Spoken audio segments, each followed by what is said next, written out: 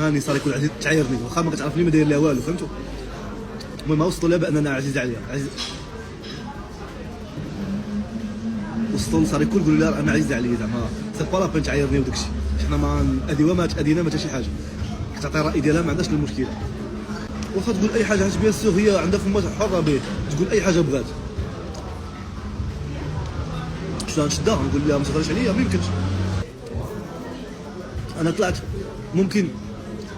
ممكن مثلا نجي صار يكون تهضر عليا وهي باغا غير تطلع عليا ولكن ما تعرفني انا متاكد نكون عزيز عليها. واش فهمتي ماشي لا ود انا خايف ما كنخافش انا حتى راسنا في هاد المواقف نتحملوها عادي. انا بعدا داير لها فولو باش تعرف. وثاني حاجه ماشي كنخافوا من الشوهه الحماق راه حنا عندنا والدين.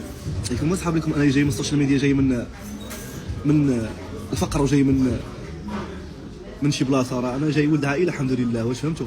يعني راه عندنا با كيتفرج با مسكين كبير ما فاهمش شنو هو انستغرام ما فاهمش هذا الشيء فهمتوا. يعني كتبقى تقول شوما اما انا كاع ما نتسوق على وجه الوالد والوالده والعقل اسير كاع ما كاينش ما يفيد. ما يفيد هو انا وخوله هما ما يفيد في الحياه. السوشيال ميديا دابا هي انا وخوله. اي واحد يبغي يطلع على ظهرنا فهمتوا ماشي مشكله طلعوا استافدوا. الحياه عطاتكم.